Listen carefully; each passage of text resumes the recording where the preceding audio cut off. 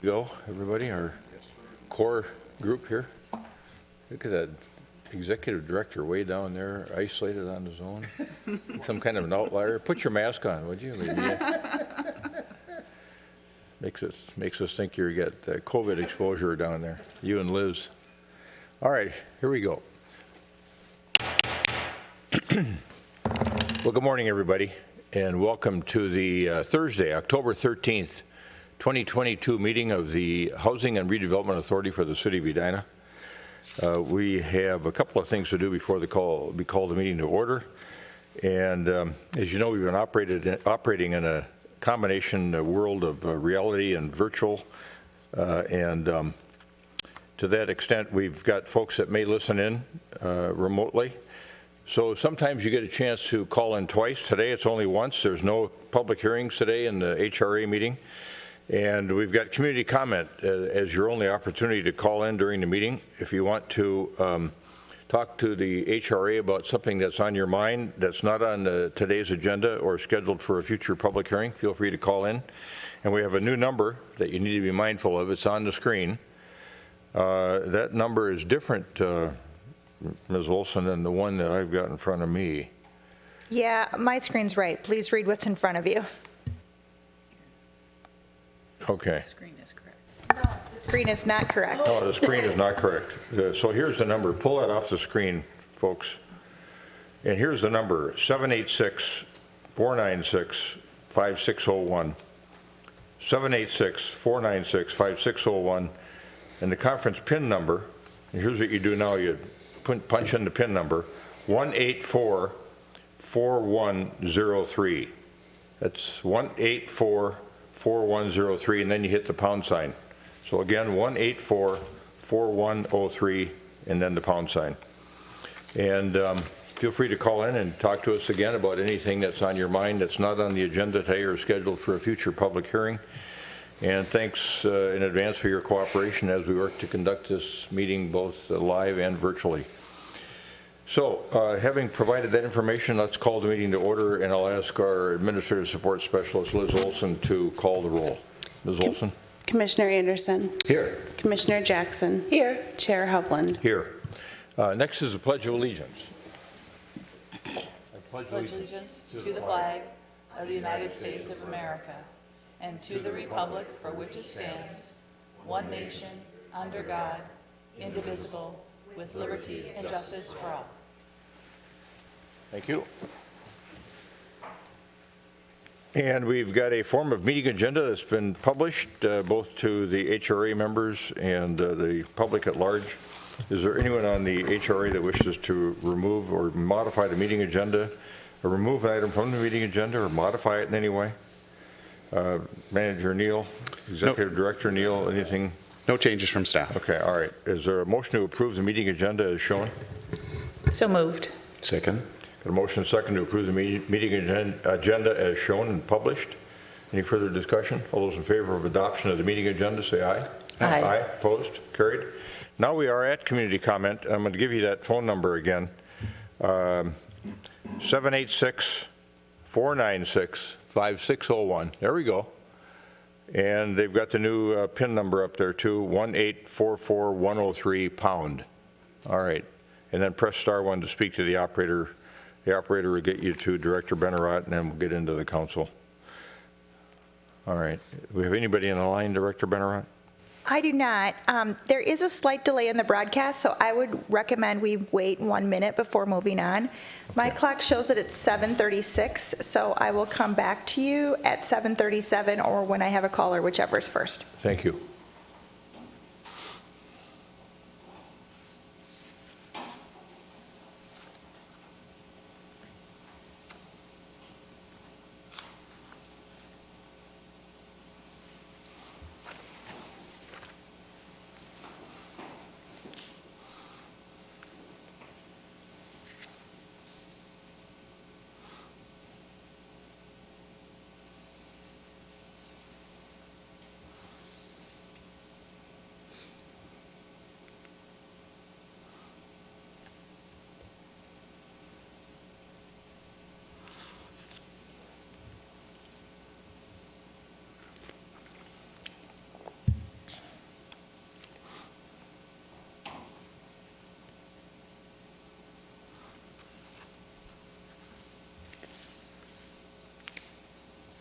have no callers, so I think it's safe for you to move on with the All agenda. right. Thank you.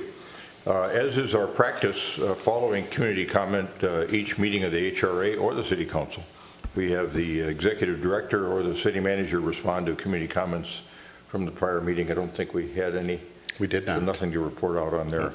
Then let's move on to the consent agenda. There's only one item on the consent agenda. Is there a motion to adopt the regular meeting minutes of the HRA from September 15, 2022? So moved. Second. Got a motion by Commissioner Jackson, second by Commissioner Anderson to adopt the regular meeting minutes from September 15, 2022 for the HRA. Any further discussion? All those in favor of adoption of the motion as stated, say aye. Aye. Opposed? Carried. And then we're on to reports and recommendations, which is the heart of our meeting today. We've got three matters there. And the first matter, our Affordable Housing Development Manager and our Sustainability Manager, Stephanie Hawkinson and Grace Hancock, have this presentation. And welcome to both of you.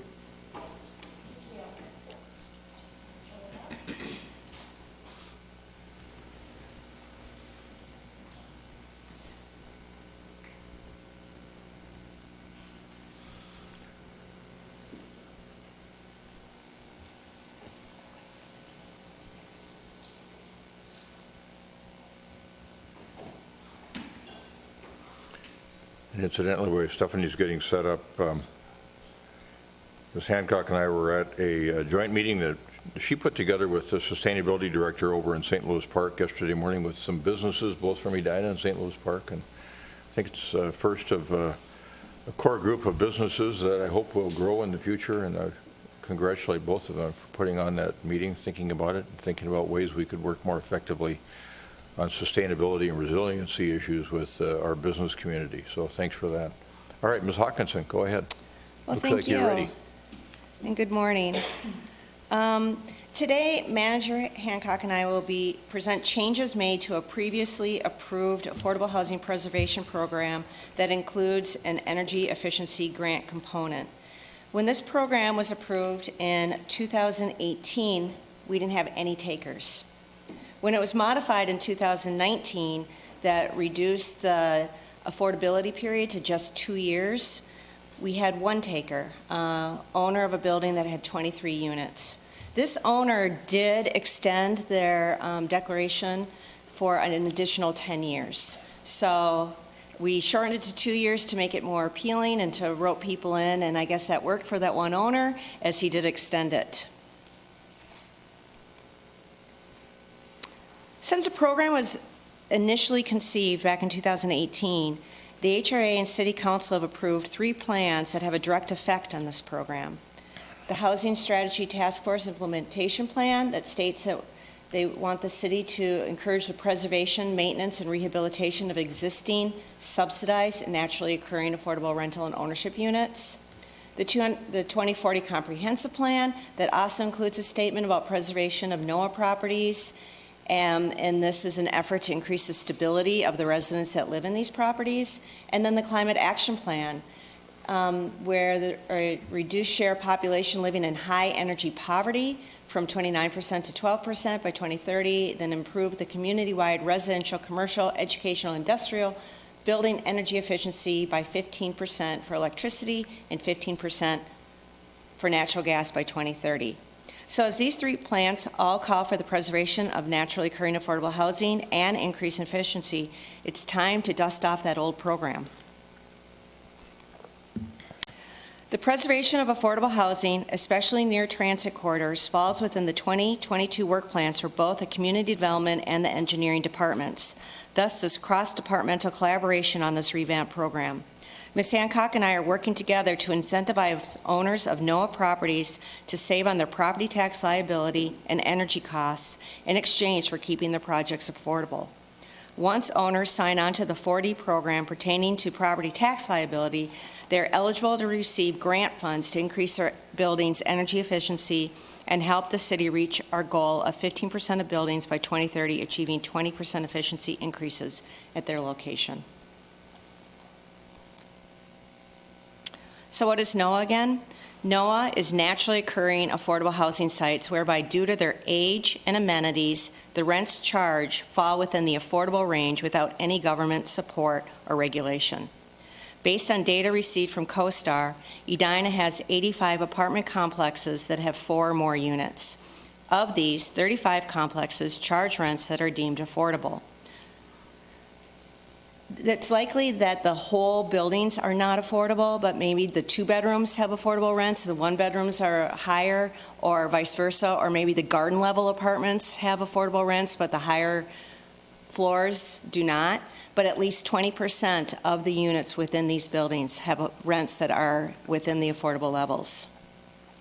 Do you want to let folks know what the area median income is? You've got that. I do Footnote. have that. It's coming up? Okay. So I can go over it now, or, Oh, you can go ahead and just a reminder to make sure that okay, for sure. folks know what we're talking about here when we're talking about area median income.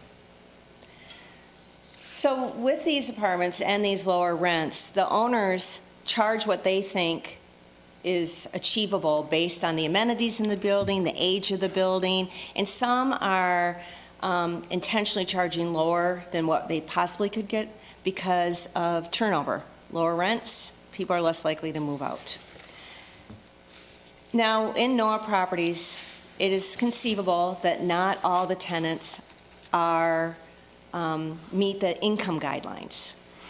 Some people could afford higher rate rents, but they are choosing, for whatever lifestyle reasons, they are choosing how to spend their money. They are opting to live in these apartments. So even though the city has Noaa properties, based on the 2020 Maxfield housing study, we learned that over 40% of renters in Edina are cost burdened. And cost burden means that a household is paying more than 30% of their income on housing costs. The map on the right, the darker colors indicate a higher percentage of cost burdened renters. So cost burdened renters live throughout Edina, so we believe that this is a community-wide issue.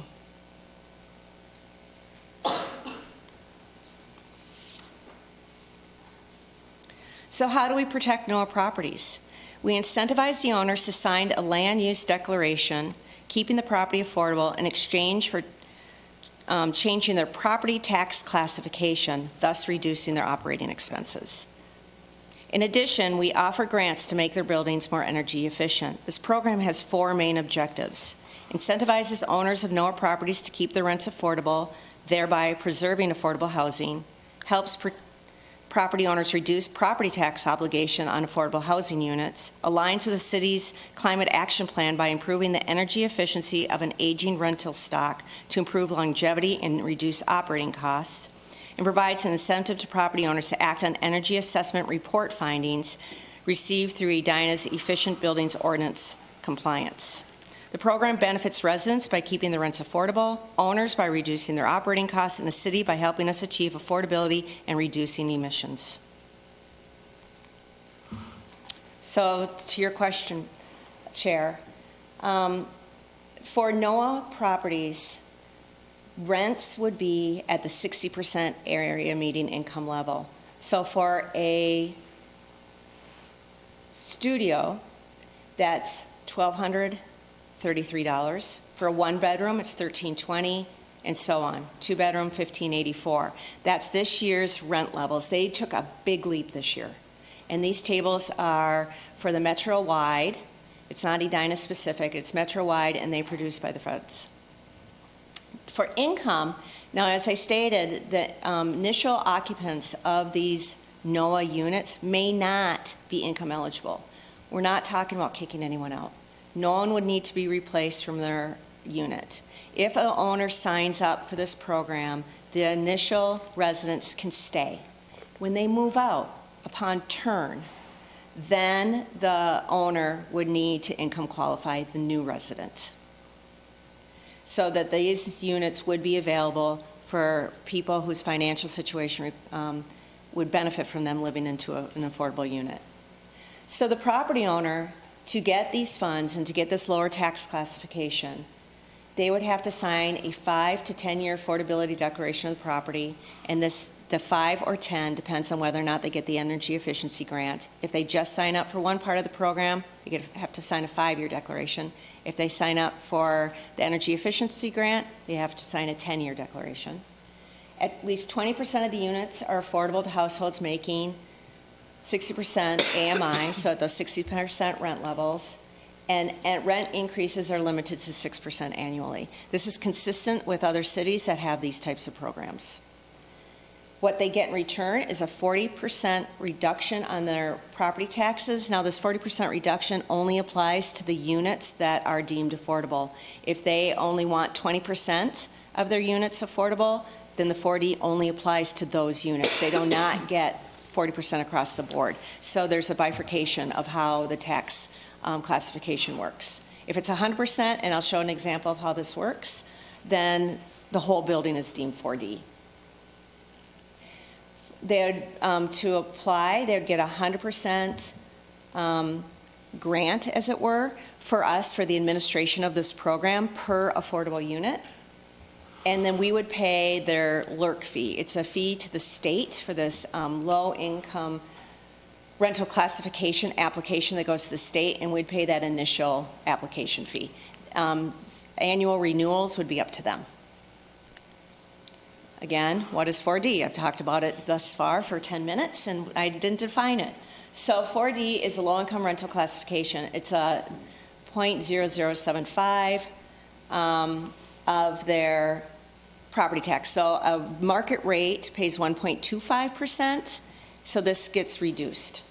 To qualify for the low-income rental classification, you have to be a LIHTC project, you have to be a Section 8 project, or a city can give you some money to help support your project, thus that 100 per unit grant, to sign up for this program. And that is that's the minimum amount, and it's an eligible city participation to allow a property to qualify for this classification. And ultimately, by doing so, by signing the declaration, getting the money, we're here to support the residents. So here's an example. For a building, an existing building that is valued, a 26-unit building that's valued at about $3.8 million, they're paying taxes of a little over $50,000, property taxes. If they have a portion of their building sign up for 4D, their taxes go down, realizing a $9,200, $9,300 savings in tax liability. If they decide the whole building qualifies as Noaa and they want to put a declaration on the whole building, this particular building, they'd receive a $26,000 tax liability savings. So there is a true savings in exchange for signing that declaration. And then I'm going to pass this on. All right. Thanks, Thank you, Stephanie. Manager Hawkinson. So as mentioned, the 4D Property Owner Tax Relief Program helps us accomplish climate action goals related to energy efficiency and affordable housing preservation. A really important part of this program, though, is the second piece, the Resilient Homes Grant Program. This grant is meant to improve these Noaa properties, resulting in safe and efficient homes that remain affordable. So why Noaa properties? Manager Hawkinson spoke a little bit about why Noaa properties from the affordable housing perspective, but there is a climate action perspective as well. So first, the city has required large buildings to report their energy use for about 3 years now. Based on this energy reporting, I can confirm that our Noaa properties in Edina are less energy efficient than our market rate counterparts by around 13%.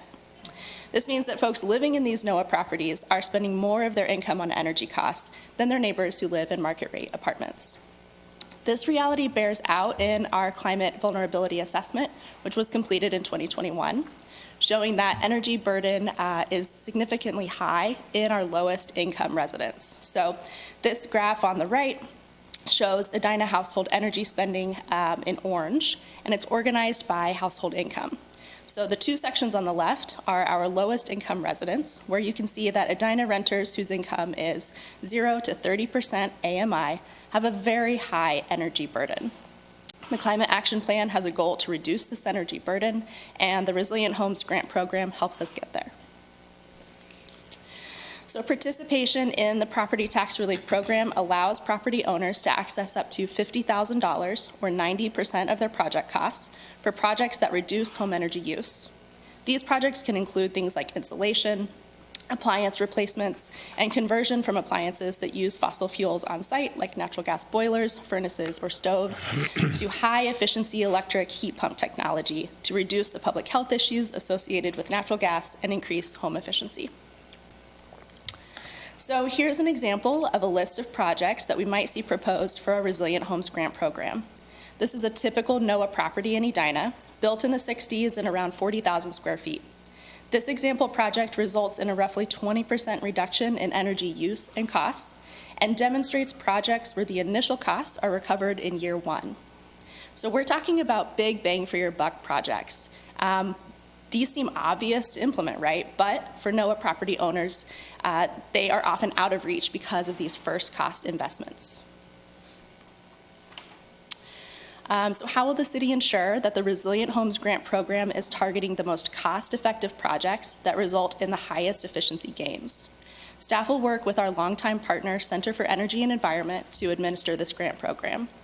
CEE staff already work with Edina to administer many residential home improvement efforts, like the popular Home Energy Squad Home Energy Audit Program and the Edina Home Rehab Program that Manager Hawkinson works on. CEE staff will act as basically program concierge. They're going to guide interested property owners through the energy audit process to inventory potential projects. They will help identify the highest impact projects and refer the property owner to contractors to do the work. Finally, CEE staff will assist the property owners with the paperwork side of things, so working on utility rebate applications and the Resilient Homes Grant application. CEE will also help us, staff, evaluate this program for success. They will catalog projects and they will quantify expected energy savings.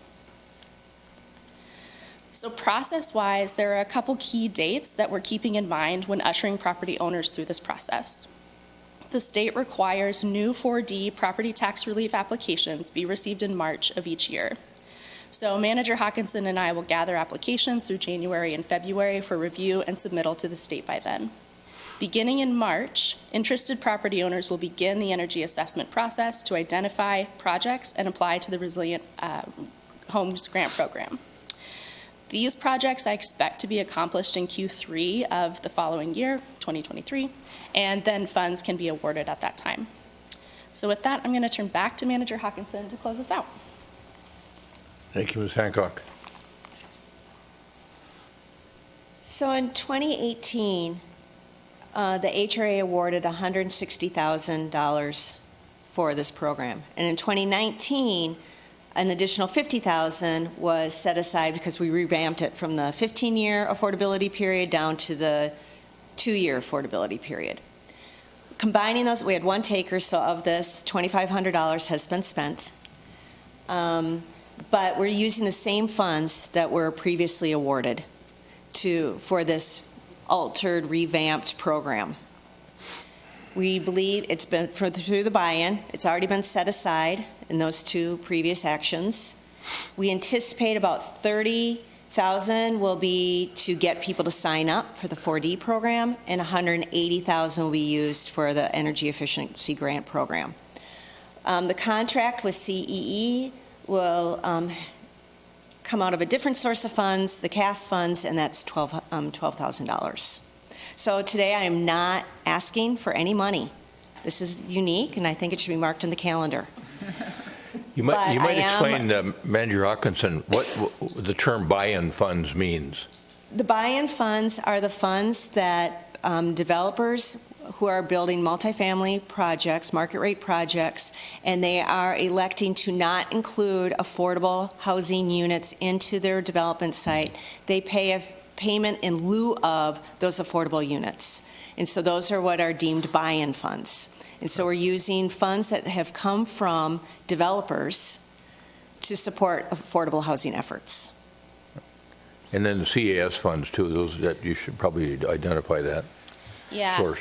thank you, Chair. Those are the conservation and sustainability funds, which are gathered through utility franchise fees. So Edina residents spend about $1 a month that comes into this CAS fund.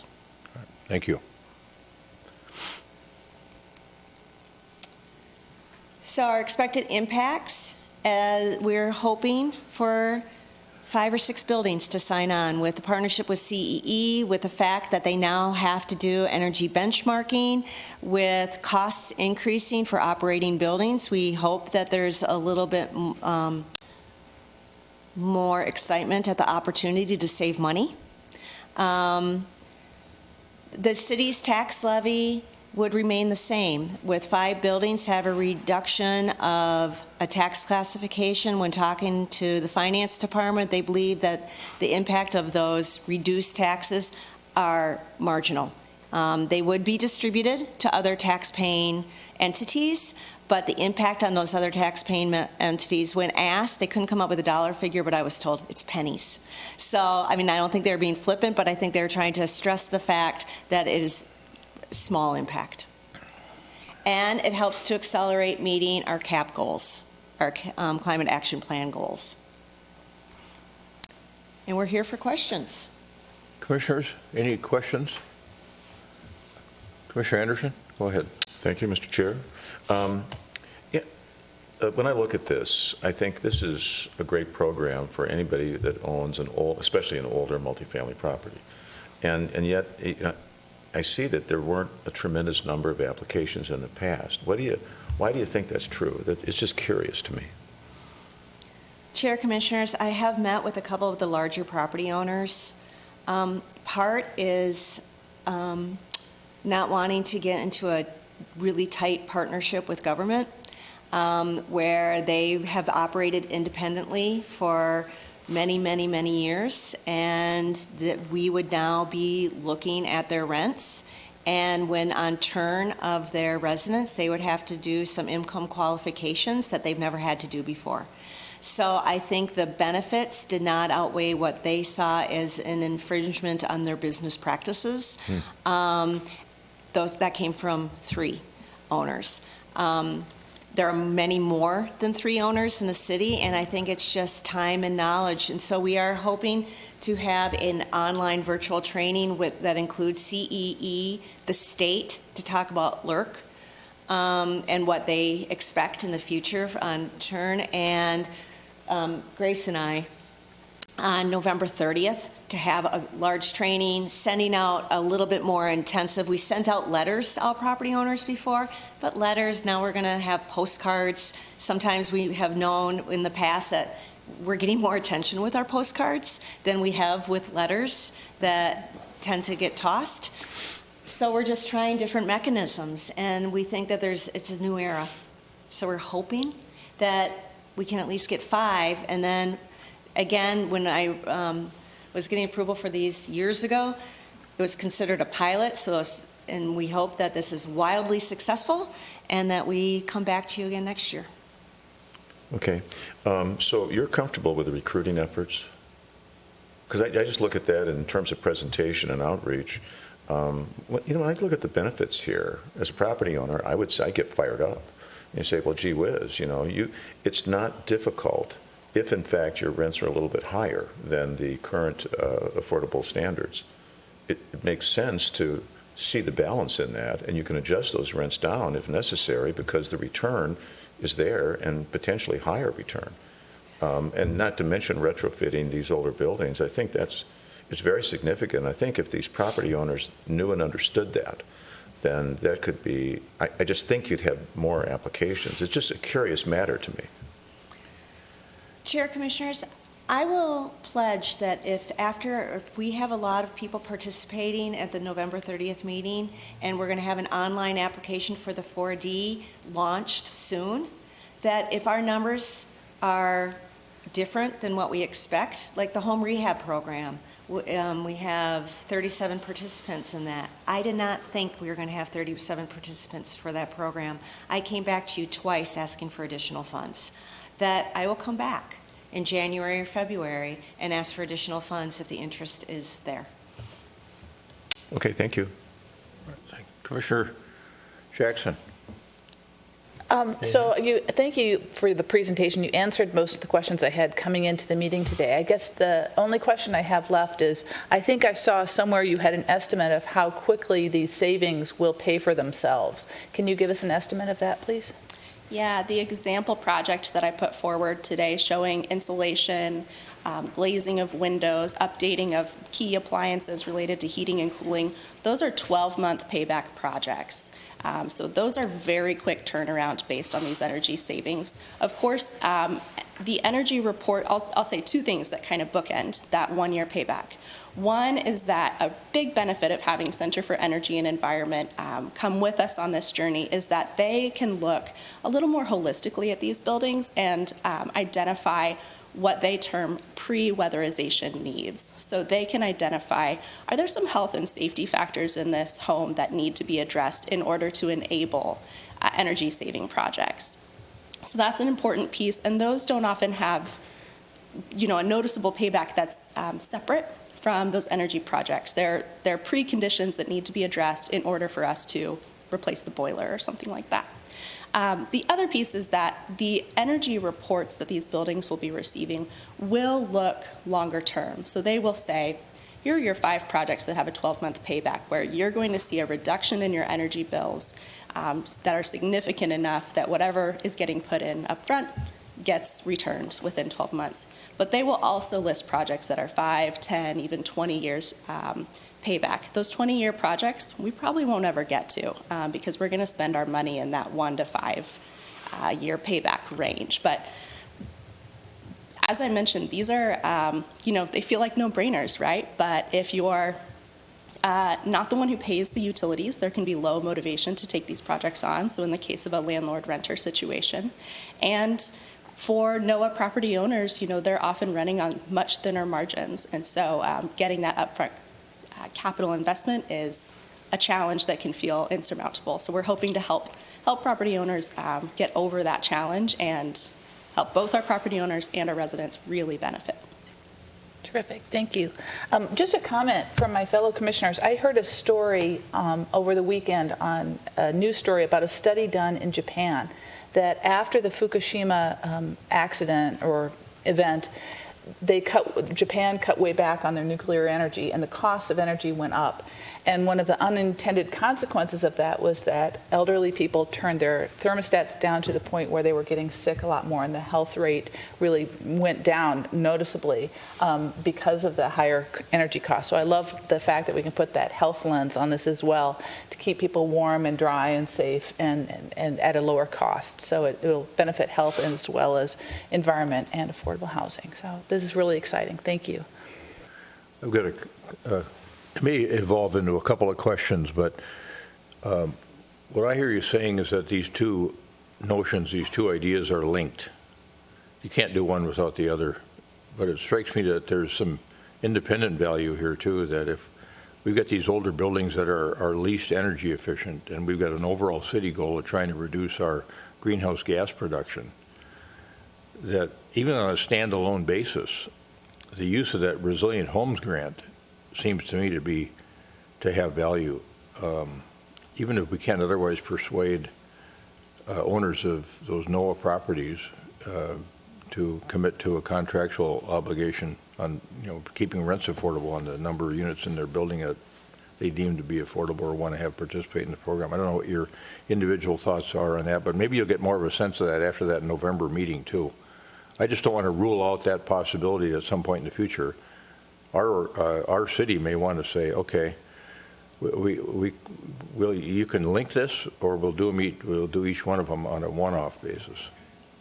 Yeah, I'll offer one thought, but then I want to turn it to Manager Hawkinson. I think you're exactly right that they're linked. That our more affordable properties the Noaa properties are less efficient and it's really important, as Commissioner Jackson pointed out, to make sure that lower income folks are not experiencing the energy burden that they are now, and that looking into the winter with energy prices, will be experiencing more. That said, the city wants to be responsible with its funds and ensure that, those grants don't go out and then rents get raised significantly in the following year and people are displaced. So that linkage is very important. You're right, and I think the home rehab program is a great example, actually, of where funds are not tied to affordability, but they do help with those basic health and safety and energy efficiency opportunities. But in this case, it is very important to tie that commitment to long, even shorter term, right, 5 or 10 years, affordability to receipt of the grant program. Yeah, I can see it because I can see where the energy efficiencies are quite an inducement on the example that you gave. Total project cost $60,000 to do those various enhancements that reduce energy consumption, and the net cost to the owner ends up being about $8,000. So there are some real incentives in there, and maybe that's the carrot that we need to make this program that you're working on over the past few years function better. Chair, Commissioners, yes, what Grace said, Manager Hancock said is accurate. One of the things, the source of funds to pay for this is the Affordable Housing Trust Fund, so there is an affordability component to that. And how we can assure affordability, as I indicated, the Noaa properties, the residents in there may not be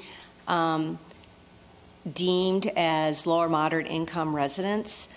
And so by placing a declaration and by entering into the LRC program, they would on turn have to keep the rents affordable and have to rent to income eligible renters to benefit for them. And this program does, to reiterate, disallow owners from pocketing the savings. It does get passed on to the renters in the benefit of having the rents restricted. All right, good answers. So you're not asking for any funds today, but you would like a motion to approve the multifamily affordable housing property tax relief and energy efficient grant program version 2022 today. Is that correct? Yes, Chair. All right, okay. Is there a motion to that effect? So moved. Second. Commissioner Jackson moves, Commissioner Anderson seconds the motion to approve the multifamily affordable housing property tax relief and energy efficient program grant program version 2022. Any further discussion? All those in favor of adoption of the motion as stated, say aye. Aye. Opposed? Carried. Thank you. Thank you. It was a very good presentation. And then Manager Hawkinson has the next matter as well.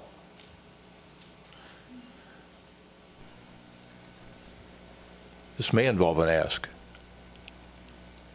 I am now asking for money because I wouldn't want to ruin my reputation with you. Today, I am seeking a $150,000 matching grant for our First Generation program. First Generation program was approved by the Edina Housing Foundation November of 2021. What this is first generation home buyers.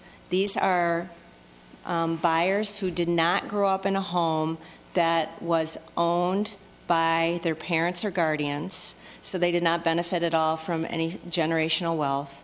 If they are seeking to buy a home in Edina and they go to the Come Home to Edina program, it is an additional funding for down payment assistance. So through the Come Home to Edina program, borrowers can borrow up to $60,000 or 25% of the appraised value of a home, with a maximum of $60,000. This First Generation program is in addition to that. So some borrowers can borrow up to $75,000, or if 25% is less than $60,000, whatever that calculation is, plus $15,000 at their first generation. It has 0% interest, and $1,000 is forgiven each year for 15 years. So it's a forgivable loan. It's secured by a third mortgage. The Come Home to Edina is the second mortgage, and their mortgage lender has the first. And the income and home purchase prices remain the same as for the Come Home to Edina program. Home price may not exceed $425,000. The incomes cannot exceed $117,000 for one or two person households, or $143,800 for 3+ person households. These numbers come from Minnesota Housing and their down payment assistance program. And then, as I indicated, the Come Home to Edina loan cannot exceed 25% of the appraised value of the home. So condominiums, if working on a closing right now, if it's a $150,000 condominium, they can borrow $37,500 as the maximum amount. Over the past 4 years, including this year, 5 years, thus far, 2022 closings have exceeded the 4 previous years.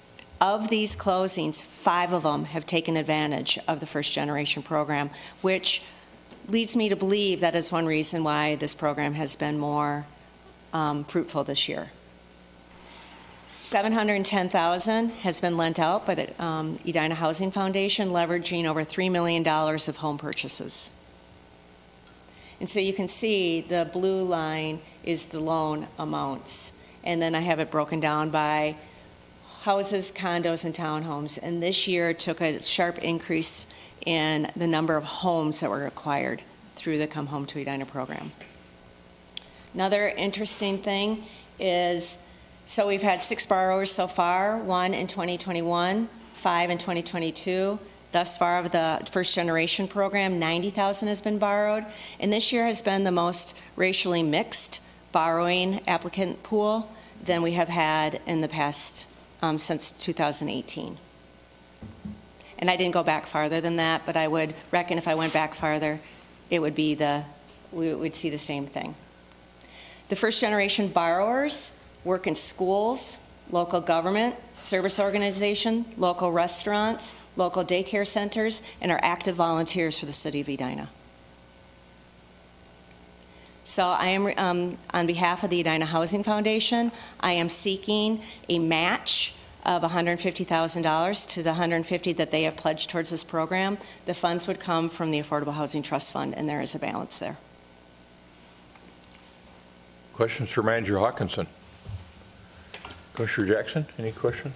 Yes, thank you, Mr. Chair. So we funded, what did we fund in 2021? Is this sort of a continuation of that, or tell me sort of year over year how the funding has gone, if you could please? Chair, Commissioners, the Edina Foundation did not have a timeline. They said, we will allocate, because it was a new program. We did not know what the success would be like, or whether or not there'd be interest, or whether or not it would move the dial at all. And so they said, let's see how this goes, and let's allocate $150,000 towards this program. Well, we had 4 applications in August for this program, and they were worried that $150,000 was not going to go, last long. And since the foundation has a finite amount of money, they were funded in the 80s, and they are still working on the original source of funding that they had back then. They're worried that with the presumed popularity of this program, that they wouldn't be able to sustain it. So they asked me to ask you all, this body, to see if you could match what they've already pledged towards it to keep the program going a little long, twice as long as what they had funding set aside for. So the idea is they've already financed $90,000 with a grant given to them of $150,000. They would set that aside for this program, use their remaining funds with your funds, and then see how long, just extend the timeline. So what we're looking at is sort of building the program as opposed to an annual allocation of funds. Is that correct? Chair, Commissioner, at this point, yes. Okay. Will I come back to you next year? Possibly. Okay. Well, it would be interesting to see whether we couldn't, and it's new, but create some metrics on how this is working and things like that, so that we can kind of, in the back of our minds, plan, or maybe in the front of our minds, in a document. But it would be interesting to build the metrics around this. So, but I thank you for this. It's a good program.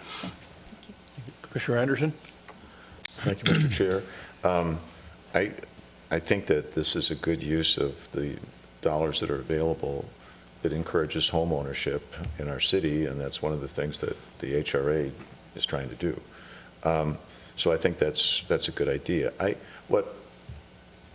In reviewing for this morning and taking a look at the immediate balance, or the initial balance in the Affordable Housing Trust Fund. So I look at that at about 8.5, and we end, after these various grants and expenditures, we end at roughly 3. And I'm just wondering, how you feel about this $5.5 million, how many units were created or saved?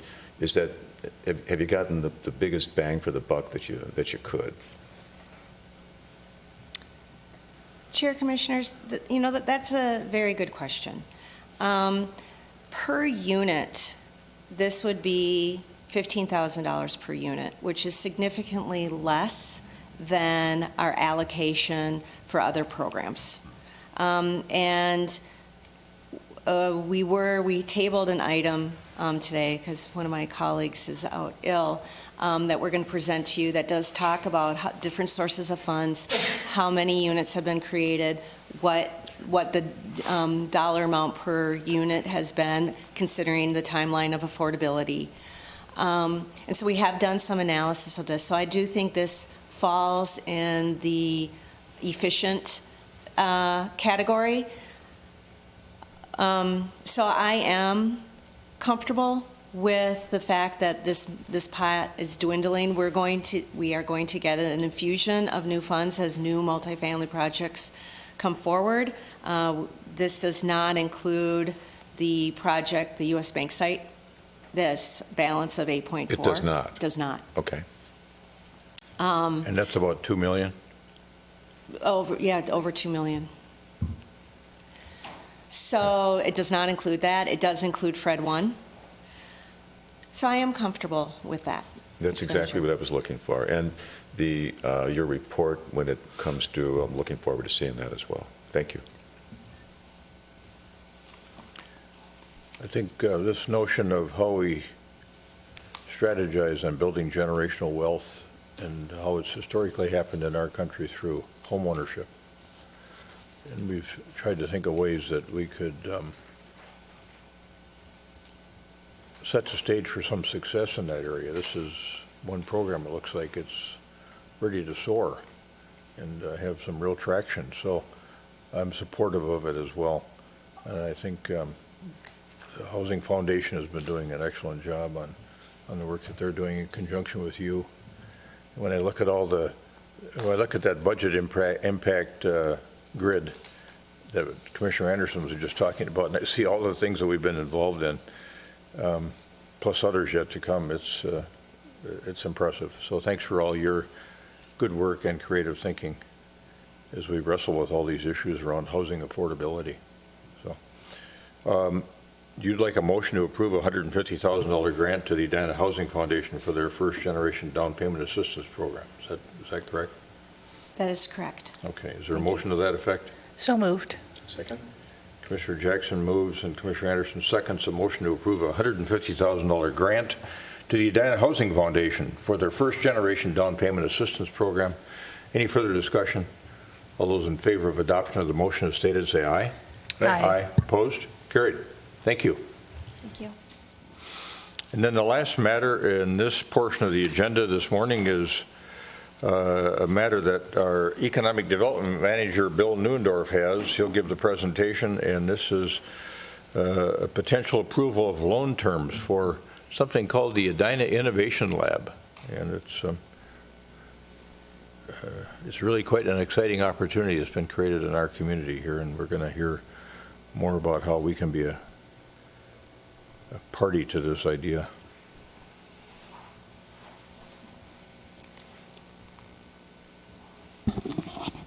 Yes, good morning, Morning. Mr. Chair and Manager Neuendorf, board go ahead. members. Bill Newdorf, the city's Economic Development Manager. Excited to be here this morning to introduce a new project. It's a new project for you, but it's something that's been in the works for years. The HRA from time to time funds affordable housing programs, as we just discussed, but also economic development efforts and redevelopment efforts. Most of our financial support tends to be in the form of TIF, because that's one of the very few tools that we have, and that tends to support big projects. The program this morning is focused more on small business. Over the years, as we've gone through our comprehensive plan and worked through our Vision Edina documents as far back as 2014 and 2015, there was a need identified to support small businesses, to support entrepreneurs, to grow entrepreneurs, and to grow small businesses in Edina. And that's exactly what the proposal this morning strives to do. So in your packet is a presentation. I'll run through that this morning, but also in our audience, I want to just introduce two very important people, let you know that they're here for questions. Lori Severson is the Executive Director with the Chamber of Commerce, one of our business leaders and an integral leader of this particular project. And joining her is Paul Moody, an Edina resident, also on the board of the Edina Chamber of Commerce, another local leader that has really put a lot of passion and fire into this particular proposal. So they're with us this morning. They'll have a few words, but also when I'm finished, of course, we're all available for your questions. So on the screen, I included a couple excerpts from the comprehensive plan and the Vision Edina document, just to show the history of this concept. So back in 2015, we identified the need to have an incubator space or an accelerator space to really allow small businesses to thrive, to meet their needs, and those needs change. We were moving at a good pace, and then the pandemic hit, and things got put on hold for a few years. But we've actually learned a lot, and we think we're honestly in a better position today than we were 3 years ago to bring this idea to fruition. One of the essential things that's happened in the last couple of years is that the HRA has access to funds that can support small business. In 2021, we established a new program called our SPARK program that supports special projects and also redevelopment efforts. This program is funded based on tax increment financing dollars that were already collected but unallocated. There was a special law passed in 2021 that allowed the city and the HRA to use those funds for these types of purposes. So it's really important to remember, though, that the origin of these particular funds come from tax increment. So all the normal tax increment rules apply, which means, unfortunately, we cannot use these monies to rehab a park or to buy a fire truck or to pay for more city staff or to patch potholes or build a new art center. All those things that we talk about quite a bit, state law prohibits these dollars from being used for those types of purposes. Instead, these monies can only be used for redevelopment projects that rehab buildings or build new buildings and create jobs.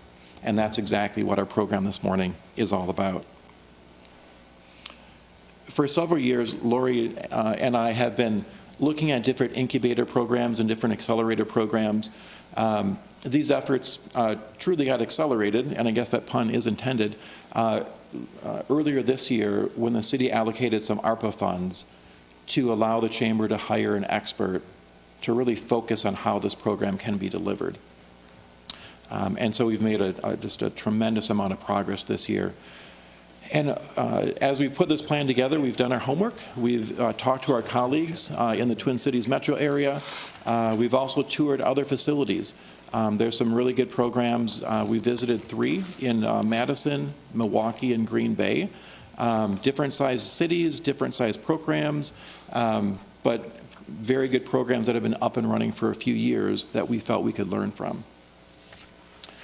This year, in fact, currently today, the Chamber is running a pilot program. And they're using, they're hosting the pilot program in a building that they hope to occupy someday soon.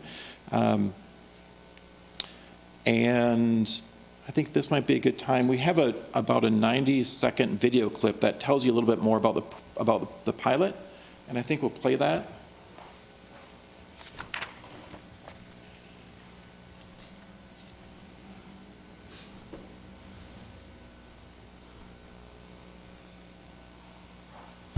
I think this video tells you better than I could what the program is about and what the pilot looks like today.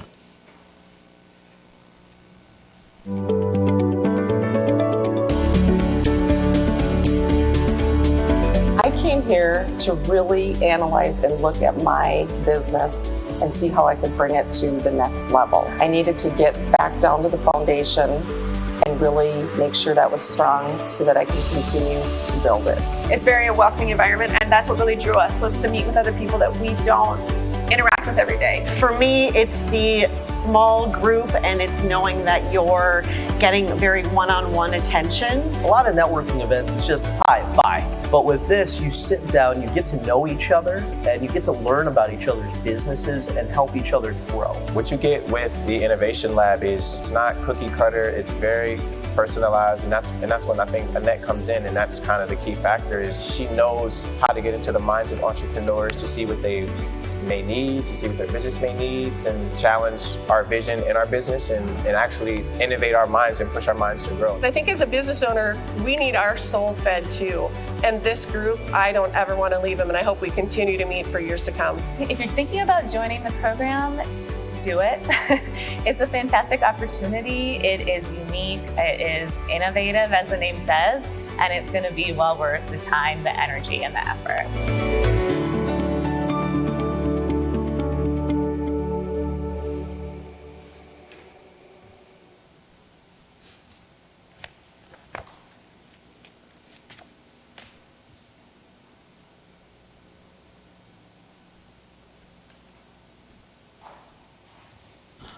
So that's a quick preview of what the participants have to say about the pilot program, and this is just the beginning.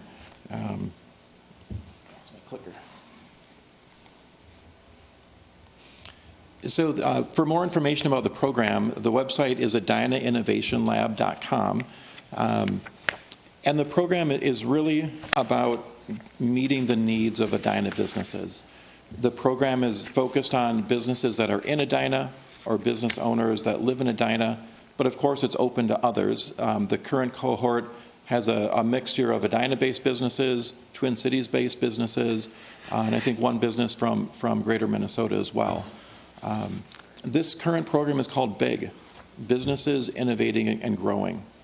And what really sets this program apart from some others that are out there is that it's flexible to meet the needs of that immediate group of business owners that are participating. So with funding, the program is expected to have 3 to 4 cohorts each year, run on a separate track. Each group meets for about 6 months. There's a standard curriculum that they go through, but I think the core uniqueness of this program is that curriculum can change to address the specific needs of that group of people. We've looked at other programs. They're a little bit more cookie cutter. They're very effective in their cases, but someone else is doing that. We felt for the Edina program, we really needed to be different in the marketplace to really meet our needs, and I think this program is capable of doing that. So when it comes to establishing the program, we've looked at 2 important aspects of it. One is the capital fund to actually build the space. And the second is the operational fund to keep it going year after year. In the HRA's ability, we are unable to fund operations. That's not something that state allows us to use our monies for, but we can use our funds to create the space and help with the construction costs. The Chamber of Commerce has a letter of intent signed and ready to be transformed into a lease. At the E-Office building. This is the old Regis headquarters on Metro Boulevard. The space is currently vacant. In fact, most of the building is vacant. There are leases coming together, but when Regis relocated to a smaller property several years ago, the building was purchased. It lingered for a little bit. The pandemic hit. It lingered longer. So the building is actually starting to get some awesome traction in the marketplace. I would expect maybe within the next year or two it'll be full again, which would be nice. But right now it's vacant and gutted. It was old, it was antiquated. The security systems, the heating systems, the electrical systems all needed to be redone. So thus, the need to build the new space. While it's a financial hurdle, we think it really allows the chamber to create this program in the best place. That's one thing we've learned when we visited some of the peers out there. You can't run a successful program like this in a windowless basement with free rent. You have to have a place where business owners are excited to get together in an area that allows collaboration, free thinking, and innovation. And that's exactly the type of opportunity that is presented here. So with the HRA's funding, what we propose to do is put a loan together that allows the chamber to build out the space. This is a new endeavor for the HRA. I want to be very upfront about that. Typically, we don't typically loan businesses money. In this case, we feel this is a really strong proposal to support. As I met with the Chamber of Commerce over the last several months, we learned of their struggles approaching 6 different financial institutions, unable to secure a construction loan because they don't have the collateral. They've been working with the private sector to raise those operational costs. They have several donors that are ready to go with the operational funding, but they need a place to host the lab before they can do the operations. So it's really one of those questions of the chicken and the egg story, which comes first. In this case, to have a successful innovation program, both pots of money are necessary, the capital and the operations. So I'm recommending that the city take the first step, and we go on record as far as supporting this proposal. I'm proposing that we issue a loan up to $800,000. That would come from the city's Spark Fund. The precise amount is still to be determined. The chamber is still negotiating with the landlord on how much money the landlord can contribute to the build out. But we feel that $800,000 is the max that the HRA would ever be exposed to. I think it might actually end up in the 600 to the 700 range, but we're still working through that. It would be a loan that is structured not to maximize profit to the HRA, but instead structured to maximize the probability of success for the lab. Once the lab is up and running and the space is built out, they still have to meet their operational budget. One thing that the HRA wants to avoid is creating a big, beautiful space that then fails because they can't pay their debts. So we want to make sure that the loan is intended to get them off to a gentle start, focus on the private fundraising for their operational, but have a home base. So I'm recommending a 2% simple interest loan, very simple, a 7-year term. It runs with the lease. We'd amortize the final loan amount over that term. There'd be monthly payments that would start in 2023 when the space is up and running. Since this type of program is not just something that the chamber dreamed up, it's something that the city also has been dreaming about as far back as the 2015 documents. So I strongly recommend that the city have some skin in the game. This is something that meets our goals for the community. So I'm recommending that we offer to forgive a portion of that loan. Up to $200,000 could be forgiven. We still need to determine the final amount based on where the budgets come in and the landlord contribution, but I would not exceed a $200,000 forgiveness. But that forgiveness would be conditioned upon the operational success of the program. And that really comes down to fundraising and getting their operational budget, in essence, creating an endowment. So on a 2-for-1 matching basis, if they can fundraise $100,000, we would forgive half of that, or $50,000. If they can fundraise $400,000, then we would forgive up to $200,000. That way, the city has some skin in the game, but yet we allow the greatest chance of success for the ongoing operations of this program. The city, of course, would be recognized as a founding sponsor of this program. The city already has a seat on the board of directors of the organization. We would expect to retain that seat. And of course, the city would be promoted in the print, the website, advertising, and online. One of the key benefits of this loan program, and part of the reason that I'm recommending a loan rather than a grant or a forgivable loan completely, is because with these spark funds, one of the unique things of these laws is as we loan money out, when it's repaid, the HRA can retain those monies and create a revolving loan fund. So over time, as the funds are repaid to us, we can put it back in our account. When there's enough monies back available, we can lend that to a different business to allow them to grow, or a different effort. So that's a program that we've talked about for a long time, but never had a way to fund it. Now we actually have a way to do it. So that's where we are this morning. Today, I'm not asking for any binding commitments. There's still some blanks to be filled out, some details to refine, but I am seeking your authorization to hire a legal advisor to prepare a lease. To prepare a loan document. The lease is the chamber's responsibility.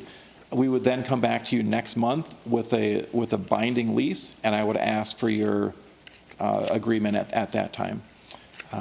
But that's an overview of the program. As I mentioned, Lori Severson and Paul Moody are here with us this morning. We're happy to answer any questions you might have. Good. Let's have both of them come up and give their perspective on the Edina Innovation Lab and the pilot program, and how this is distinctly different, at least in my opinion, from watching these types of activities around the country, whether it's an incubator or an accelerator. This one is actually, looks like it's going to be a profitable model as opposed to the ones that cities run around the country with limited success, I'd say, especially in cities our size. Go ahead. Yes. Thank you for the opportunity to be here. I'm excited to answer your questions. We looked at several models, as Mr. Neuendorf had mentioned, everywhere from an accelerator, which was the original intention of not only the chamber, but to do this in partnership with the city. And then we modified it, and we were considering an accelerator program, which doesn't work with early stage companies, but they're maybe a little more established. But the difficulty was the revenue generation model. And we were worried that we wouldn't be able to sustain it long term. But the pandemic really pushed us in a different direction. We were involved as the chamber with so many small businesses who were trying to figure out a way to get through the pandemic. And they paddled to keep their head above the water. Well, so many of them, the ones that did survive, came to us and said, okay, now we made it through, but we're still struggling to figure out where our place is going to be moving forward. Many received the PPP loans, which got them through the pandemic, but they're realizing that things aren't going to go back to the way they were before the pandemic. And they came to us and said, we need to figure out what our new business model looks like and how we can pivot to the way things have changed, which really made us think, okay, that the whole idea of an accelerator and an incubator isn't what we need here. We need to come up with a program for established businesses to help them take the next step. So you see in the video, I'll just give you an example. There's actually a mother-daughter team that's participating. And the business has been around for 20 years. This is their 20th anniversary. And they came to us, the mom said, I'm not here, I know all about business, I'm fine, I want my younger daughter to participate in this so she can learn how to do things and take over the business for me in the future. So mom said, I'm coming to just the first meeting to learn what you guys are all about, and then I'm going to hand it off to my daughter. After the first meeting, she said, I didn't know what I didn't know. And she said, I'm now looking at how I can do things a little differently to help ensure the success of my business moving forward. So what makes us different is the fact that we're focusing on businesses who have been around for a little while. They have proven success, but they're looking towards the long term. How can they change things to be even more successful in the future? And hence, what that does is working with these established companies, they pay to participate in the accelerator program. These businesses are paying $6,000 apiece to participate for 6 months. So our sustainability model isn't just about raising donations and funds, it's about businesses participating. BIG, BIG, which is the Businesses Innovating and Growing program, those businesses that you just saw are participating in that, but we'll also be expanding the programming into leadership and purpose as well. So that'll be a large component of how we raise funds to sustain moving forward. I don't know, Paul, is there anything that you wanted to? Thank you. A few thoughts here. One is this isn't just as has been mentioned, it's not just an idea at this point. It's actually, this hasn't really even been marketed at this point, and yet we have a group. Mr. Moody, would you introduce yourself? Oh, I'm sorry. I'm Paul Moody, a lifelong resident of Edina, a member of the Chamber Board. But again, this is something that's not just an idea. Without marketing or anything, we have a cohort. We have other people who are already coming to us who want to participate in this. So it's something that's already shown, real legs before we really gotten started. And secondly, from a standpoint of the due diligence that's gone into it, Lori and Annette Wildenauer have done a tremendous job. I've been involved quite a bit. We've got a lot of pressure testing on this, looking at financial aspects of this. Can it work?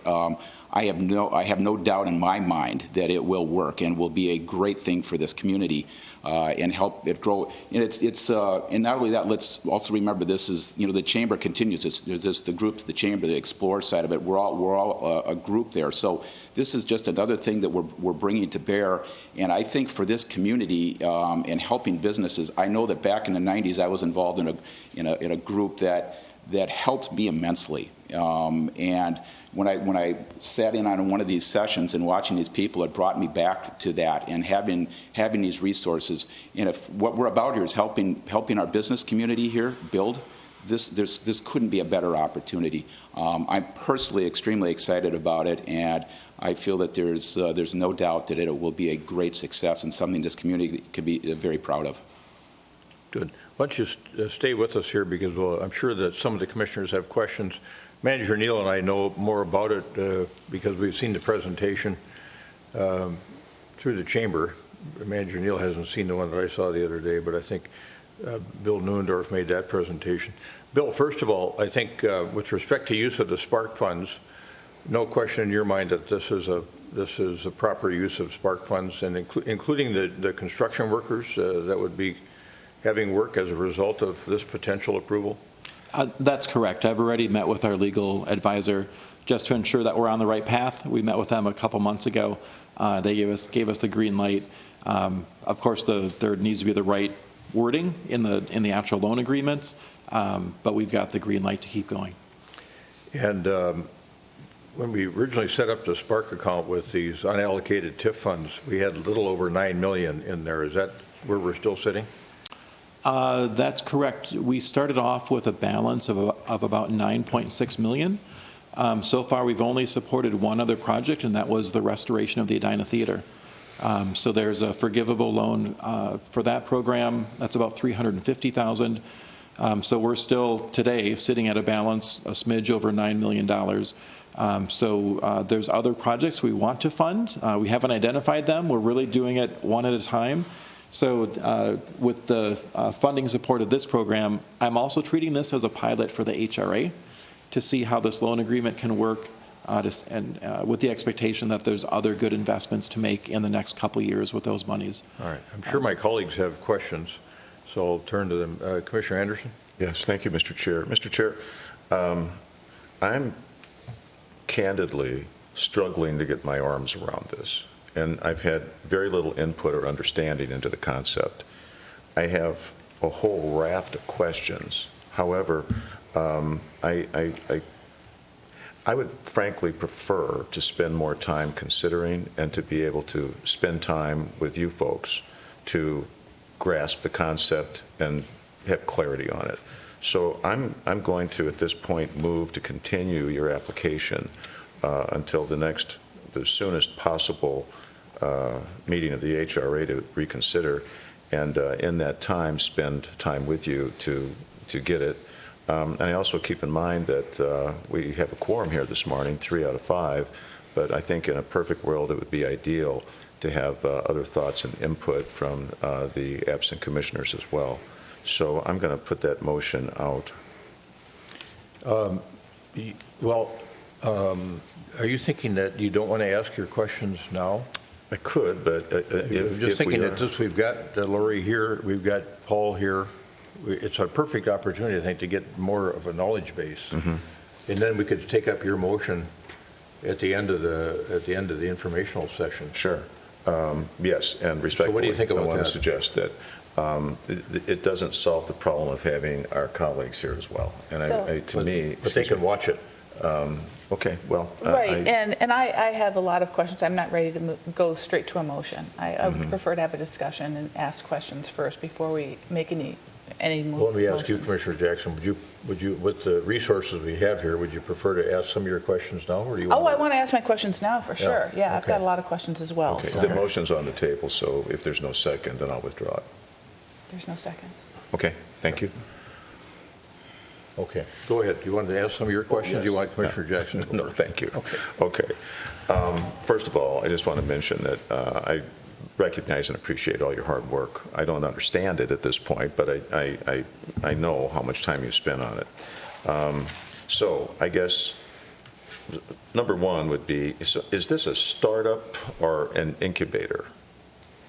An accelerator would be more, I suppose, in terms of a startup. An incubator would be, if you could just explain to me what your focus is on here. Are you referring to the businesses that come into the lab? Yes. Yeah, no, it's neither. They are not startups. Yeah. I mean, the incubator, in my mind, from working on, seeing these presented over time, an incubator is working with a business that's just trying to get started. Got an Correct. idea, and they're trying to get that idea moved through the valley of death onto the next phase. An accelerator is something that deals with businesses that are maybe up and running a little bit, but are trying to get them to the next stage. This is neither of those things. So I think you should explain that again. Yes, exactly. As you described, Mr. Chair, incubators are for startups, somebody coming in out of their garage and looking for assistance in how to create a business right from the very start. Accelerators may have a little bit of runway. They've done some work, but they're trying to figure out how to gain that traction. The difficulty with both of those programs is when you look here in the Twin Cities and even nationwide, a lot of those startup and accelerator programs are meant for high-tech, medical, those types of businesses. There's very little available for businesses who may be around for a little while, like that 20-year-old retail company that I just spoke about. So this is not an incubator. We're not working with startups, and we're not working with even those early stage companies. When you look at our cohort right now, the youngest company is coming up on 4 years. The oldest is 20 years old. So that's what the difference is. And there are very few programs available for those types of companies. You could go to an educational institution, Minnesota State Mankato, and learn about marketing or business finances. You could go to Hennepin County and take some of their classes. But these people come into the lab, and before they leave, they walk out with a roadmap on the steps that they can take immediately to move their business forward. And before they walk out, we're encouraging them to take those first 2 steps. So if there's a misstep or if they have any questions, they have us there to help guide them through that process. So yes, this is very different than an incubator or an accelerator in that sense. Why don't you explain the business model of it, the tuition-based aspects of it, so that folks understand that? Because that's quite significantly different than you'd see in an incubator or accelerator business or entity that a city might set up. Correct. Incubators, accelerators often offer those programs free of charge. We want to make sure that these businesses have skin in the game. One of the things that we're looking at is how committed are you to taking on this program? So they're paying $6,000 each to participate, but they're walking out with a solid plan. You can look at hiring a business consultant to help you develop these plans. That is much more costly. We took one of our businesses and then went through a business consultant to see how much he would charge for the same type of services, and we're looking at a minimum of $35,000. So they do have to put money into this and to get something out of it. You might talk about the pro forma that you've worked on, and Paul may be Yes, do you want to insightful talk there about in that? terms of this being a for-profit model, not a... Yes, well, we've of course wanted to make sure that as we've done our diligence here, that this is something we thought could fly. And of course, the revenue side is, we wanted to get to the point where these cohorts carry the load, but we also, we'll be looking for donations and sponsorships to help support it. And our hope is, as we build this, that we'll have excess funds there that we can then, if we need to give scholarships for somebody who maybe can't afford the full load, that we can help those businesses. So we're trying to build this in a way that that it carries itself, that we pay this loan back so that those funds can be used down the road for somebody else who needs the help, which is very important. And I also, as we were talking, I want to add, is these people have needs, we can also connect them with people in our community too that can help them, whether it be finance, bank, accounting, other insurance, things that they need help on. So this is a way to help others in our community as well. But we have gone through and looked at the financial model. We have some working on sponsorships as Bill has mentioned, but we're also, it's chicken and the egg thing. Once we know we have this in place, we know we have sponsorships that will, we will be financially sound for a good stretch. And then that allows us the runway to build the cohort model and that revenue stream that makes this a very self-sustaining entity. All right. Go ahead. We're looking at positive revenue stream going into year 2. That's pretty darn good. And it'll be a nice chunk of money. And that approach is something that I felt was really important, because the funding limitation of the HRA is for capital. So again, I didn't want to put the chamber in a position where, okay, you've got a big, beautiful office that people love for 1 year, and then you're short on operational costs and you have to shut the doors. So we want to make sure that the city plays our role with the initial funding, but the future funding, and I've challenged Lori a little bit over the last couple months. It's not just year 1; it's year 2, it's year 3, it's year 4. How does this grow? How does it sustain itself? And I think with Paul's guidance and other members of their board, I think they've also challenged each other to come up with an operational budget that makes sense and creates a sustainable program that's here for the long term. I think that's in our interest. Thank you. Okay, then, is there any type of presumed landlord contribution? I know you touched base that you're trying to determine that. To me, there's a factor in there. There's got to be a baseline allowance, at least of some kind, that we could consider today. Your spreadsheet just essentially shows nothing or a question mark there. Yes, there is, and when we had to publish the packet, we didn't know what the number was, so I just had to fill in the blank.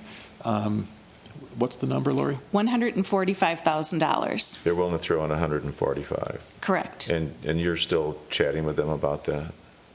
No, we just finalized that yesterday. It's done, 145,000. Yes. Okay, yes. so what that would do, tell me if my math's right, what that would do, it would take the amount of the loan that you're seeking down to about $650.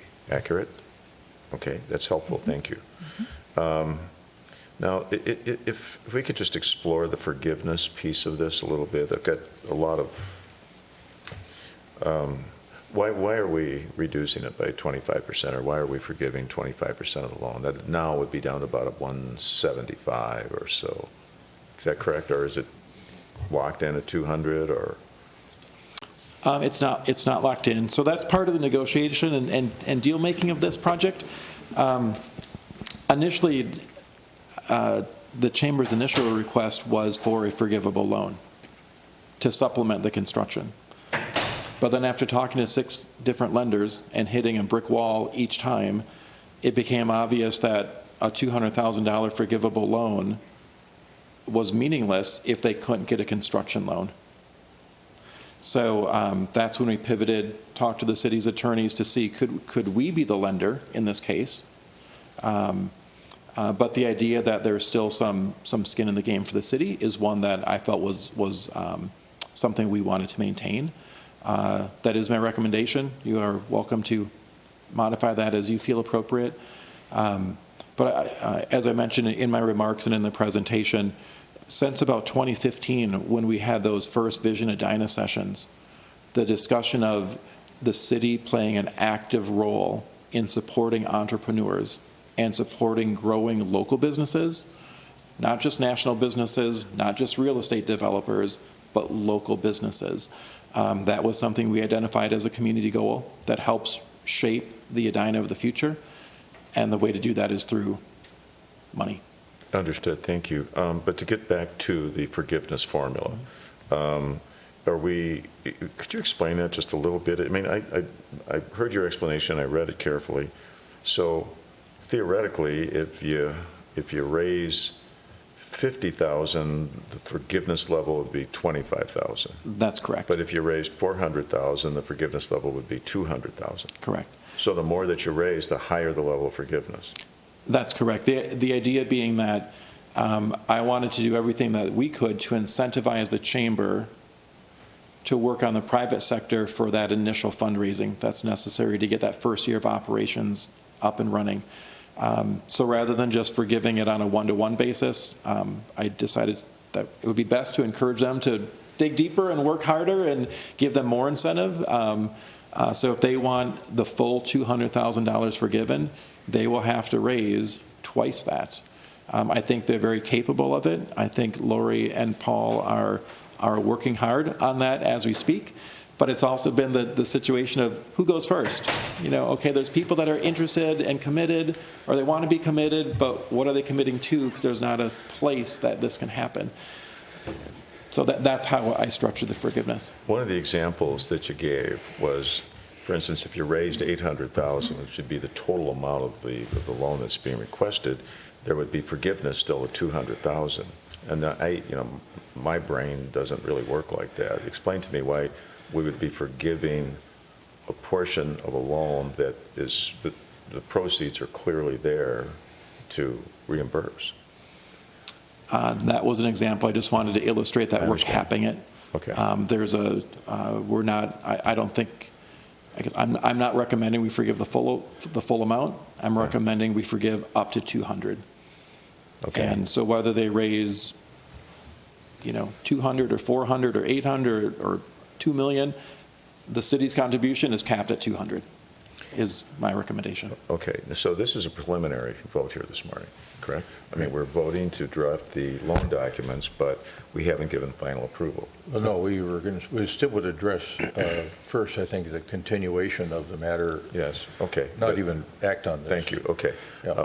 If in fact it was acted on today, then would that be a final vote, or, for instance, the terms here that can be discussed or worked on regardless of? Is that accurate? Yeah, asked for a clarification from Manager Neuendorf. And Sure. then, Paul had it entered. Yeah, maybe you could clarify this too. As I understand, let's say the loan ends up being $600,000. So would the forgiveness be a quarter of that, or is it still 200? Yeah, that's a great question. So that's some of the magic we haven't worked out yet. So what we're requesting today is your general consent to these general terms If there's things that you are not supportive of or things that you'd like us to add or reconsider, we are listening. But what we'd like to do as the next step is pin down the final numbers. We just got the landlord number yesterday. We still have to lock in the construction number, the management number, and the design number. So there's still some precision that's lacking today. But over the next month, we will lock those in.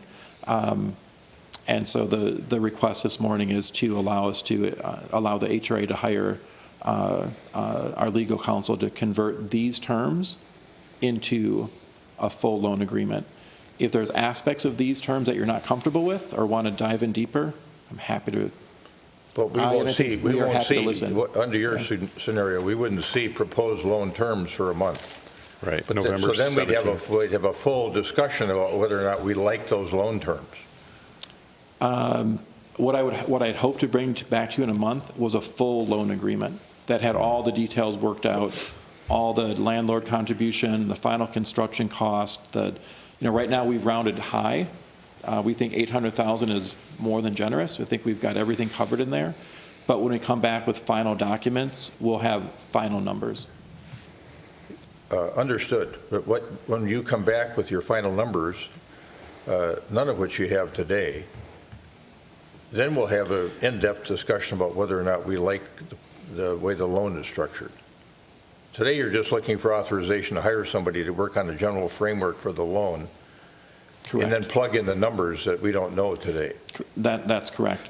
That's right. There will be another, so if you vote to kind of push this forward, there will be another vote where you will get to look at the final terms and say yes or no to. Or modify. Right. Yeah. Okay, that's helpful, thank you. To continue, the request references retaining 3 jobs and adding at least 1 permanent job. So is the retention of the 3 jobs the existing staff? Your existing chamber staff? Yes. Is that in any question? No.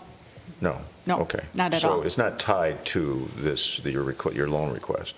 No, I think what we were trying to do was show the potential for increasing the number of jobs that we bring into the chamber. And that would be, I'm sorry, excuse me. Oh, no, I'm sorry. And so we're talking about with the 1 permanent job who would be staff on site, accurate? Yes, we currently have 3 full-time staff. Yes. In January, we would hire another full-time, and then we're hoping mid-year to bring someone in minimum of part-time, Okay, thank you. if that helps. So where does the person that's running the program, the pilot program, fit into that? She would be, right now, she's with us as a consultant, and then we plan to bring her on board as a full-time employee in January. Okay.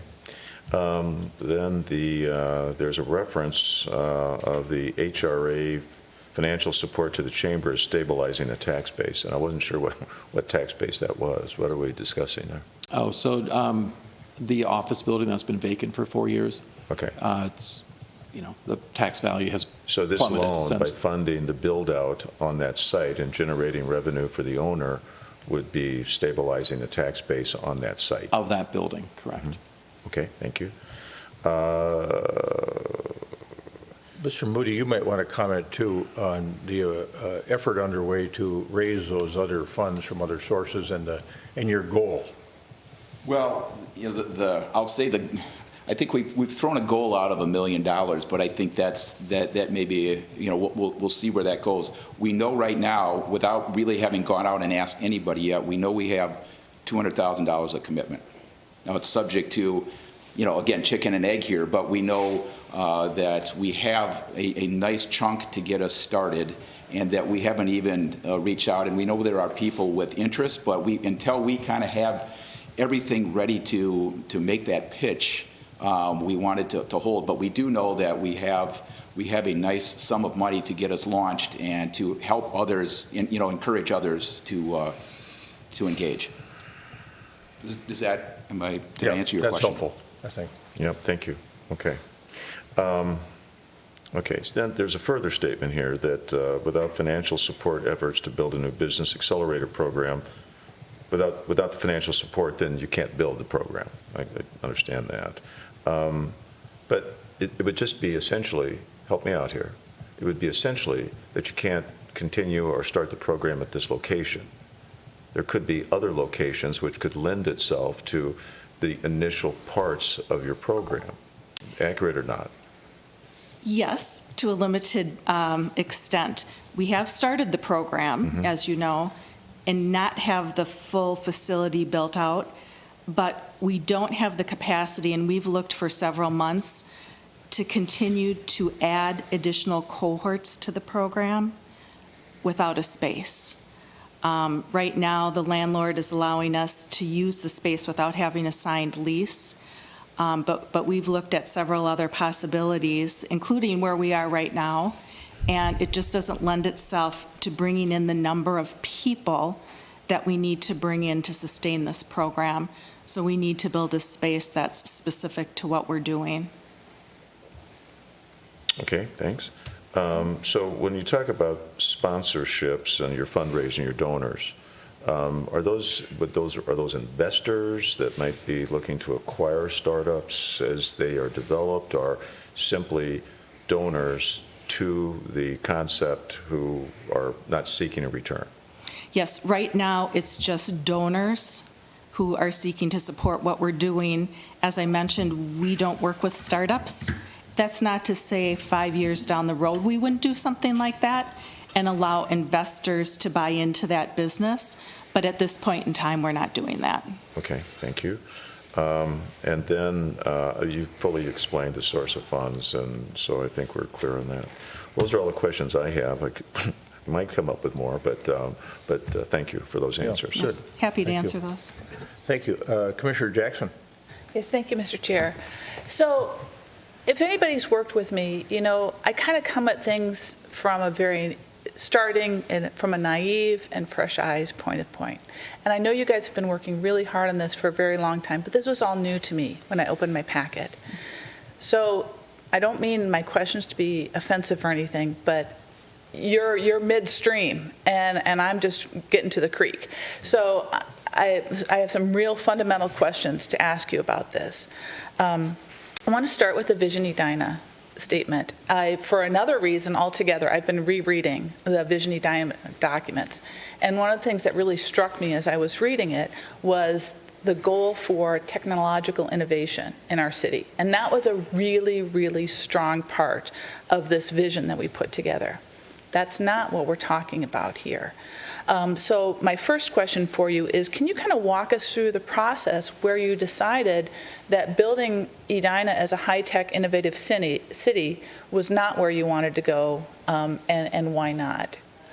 That is not the case at all. So Vision Edina talks about high-tech. The comp plan talks about medical and well-being. We're still very committed to both of those sectors. But if we want this model to be sustainable long-term, we have to start where we are right now, which is point number one. The second point is we have so many of these existing businesses coming to us and asking for help that it was difficult for us to say, we're not going to help the businesses that are already established in Edina, the retailers, the interior designers, the woman who owns an optical shop. We can't help you because we're focused on technology and medical.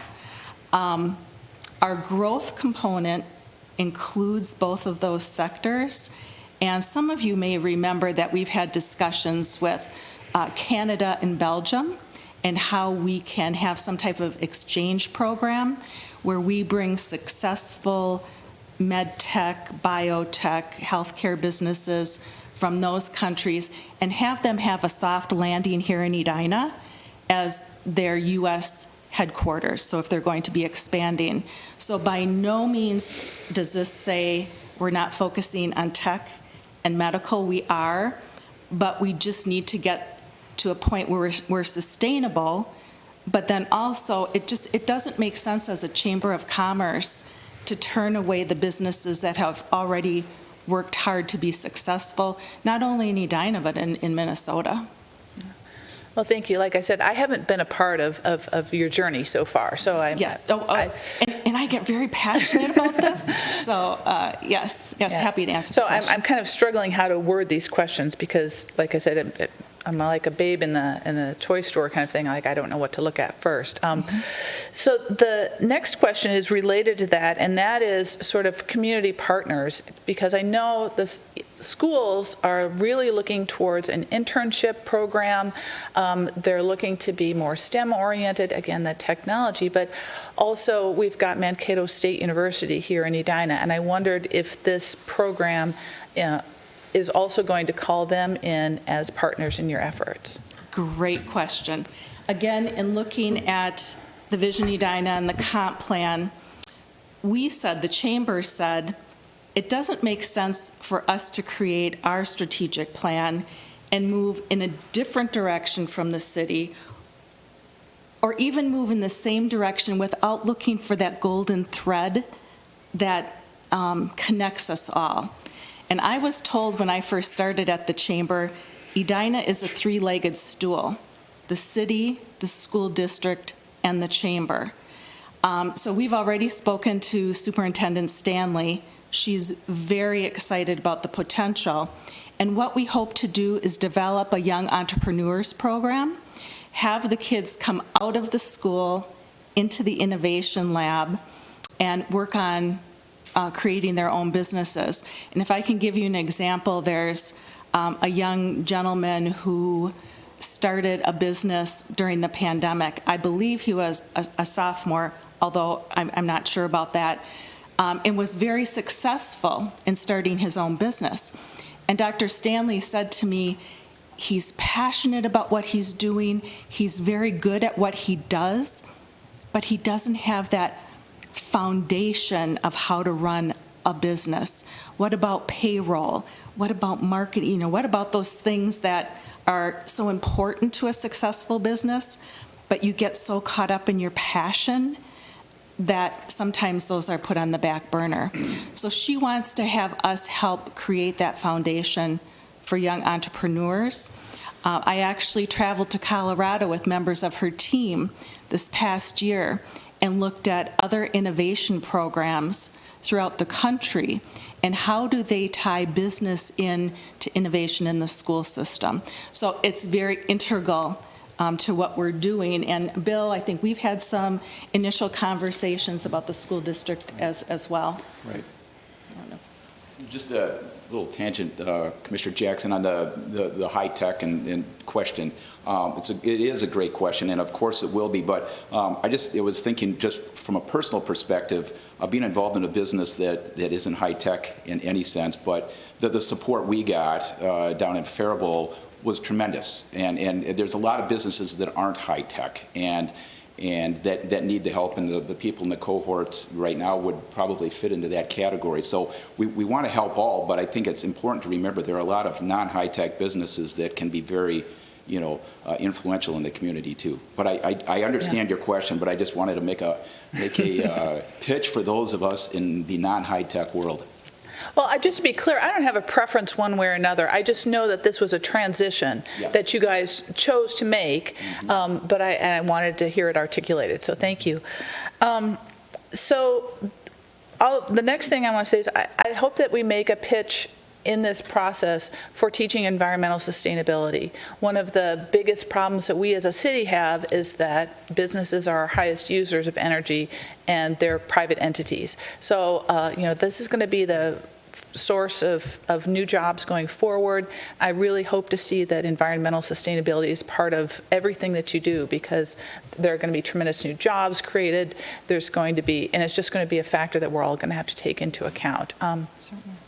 And then finally, I think a lot of my questions would have been cleared up if we had gotten some sort of offering document that had talked about who the board of who the board of directors are, who's going to be managing this. I could infer, but I could not see directly that this was a chamber chamber undertaking. So once I got that and I had a conversation with Director Neuendorf about that, but it wasn't clear from the documents you were giving us. So really, I'm uncomfortable. I'm not a commercial lender by background, so I don't know the type of documents that commercial lenders look at, but I know this is not what they get, that they get much more detailed information. So that made me very hesitant because I simply don't know. And you've answered a lot of those questions today, but I don't have it on paper, and I don't have some sort of offering document that says, here's who we are, here's who's going to be carrying the liability for this undertaking, here's who the board of directors are, and here's our model for what we expect. The $6,000 per client fee was not in my documents. So the funding source, I have no idea what it was going into this meeting today. So it would be extremely helpful for me, and I know for the public, to have some of that type of documentation. And I don't know, if you have it or not. And we want to be a partner, but we're also answerable to people who are asking some pretty hard questions about those kinds of things. So I think that's it. But, you guys have put a tremendous amount of work into this. And I know it's kind of been an elusive thing. And the fact that we have these spark funds, the fact that we can do this, and that we can shore up our business community, I just want to make sure that that when we spend public money on this, the public is able to understand what it is that we're doing. So, but thank you very much. This is exciting. And thanks for all the work you've put into it. Thank you for your time. Anything else you want to add, Manager Neuendorf? The only other thing we have not shared this morning is a flip book that was put together for this. There's a link in your packet, but there's not the actual document. Actually, the link is embedded into the presentation. But there's about Mr. Moody has a hard copy. Paper, we still have paper.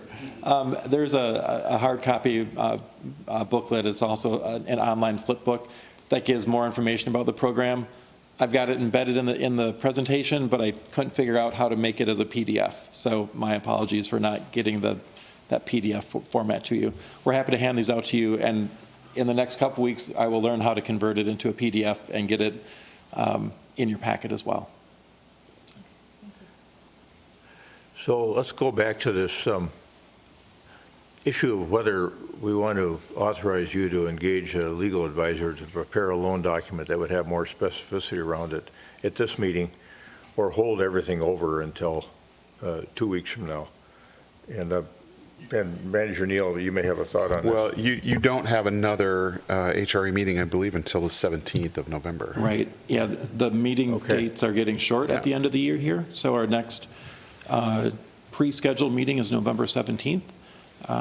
I'm confident that we can get all your questions answered and get a fully worked through proposal on that agenda. We're happy to meet in advance, but that's our next meeting, and that might be one of our last meetings of the year. There's one HRE meeting in December, and then that's it for the year. In terms of formal scheduled meetings. And when on the Spark funding, it said the spending plan had to be created by December 31, 2022. Does that relate to this as well? It does, and the spending related to the creation of the whole Spark program. The spending plan we formally adopted that at the end of last year, so we've already met that requirement. But we still are operating with a certain window of time. We have only until 2025 to spend the monies. So the paperwork is in place, but over the next couple of years, we hope to find and expect to find other good projects to support, and also in unique ways. They might not all be loans. Okay. So if the group of us, this core group that's here today, authorized staff to engage a legal advisor to prepare a loan agreement, when you come back a month from now, then for our colleagues that are missing, what kind of presentation would they expect to see? They can obviously watch the video of today's meeting, but what else would be? Would you revisit the entire matter again? I think based on your questions, we'd revisit and kind of start over with more detail about the chamber, the governance. The 3-year operating pro forma actually is in the packet already, but we can get more detail. I scrubbed all the minute detail of who pays what amount. I just kind of lumped them together for simplicity, but we can get a more robust version in the next meeting. I think that'd be important. I think that would create comfort for all of us on saying, okay, you can hire somebody to help you put together the parameters of a loan agreement, like we do on some other things. We go step by step, and then when you come back again, make sure you got a full, thorough presentation on everything, so people can make a real well-informed decision. Is that something people are comfortable with? Okay.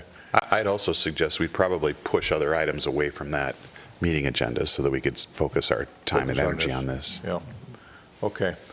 So having had that discussion, is there a commissioner that would authorize staff by motion to engage a legal advisor to prepare a loan agreement with the Edina Chamber of Commerce based on the general recommended terms that Manager Nuendorf has discussed? So moved. Is there a second? I'll second. No, I'll second that. But also to discussion. mention, yes, it's a second. And I know that this isn't really for comments, other than I want to condition seconding this on the basis that I'm not committing to these loan terms as proposed this morning by seconding this. I'm taking advantage of the timeline that we have, and subjectively, I agree with the program. Objectively, I need to be convinced. And so we'll spend some time on that, hopefully, between now and then. So on that basis, I'll second that. All right, thank you. Any further discussion? All those in favor of adoption of the motion say aye.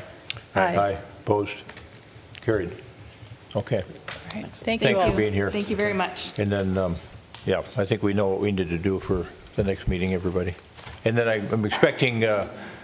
Severson and Mr. Moody or others will be here with us as well a month from now. Okay, that completes the kind of the heart of our work. Commissioner comments? Commissioner Jackson, anything that you want to comment on? Not today. Okay. Nothing, Mr. Chair. Commissioner Anderson. And Executive Director, any comments? Just very quickly to let you know, we are working on our 2023 meeting calendar for both the City Council and the HRA. I believe you will probably see that calendar at that meeting, at that November 17th meeting. So, okay. And just one other heads up, I think it's 5 o'clock today, the dedication of the new Xfinity store that they've put into Edina, right at France and I forget the name of that little shopping center, the French name, right behind the new U.S. Bank building to the south. Rue de France, yep. Yep, it's going into the old National Camera spot. So if you want to come over there and celebrate that opening with them of that retail outlet, be good to see you all there. That's all I had. And is there a motion to adjourn? So moved. Second. We got a motion and a second to adjourn the meeting of the HRA this 13th day of October 2022. Any further discussion?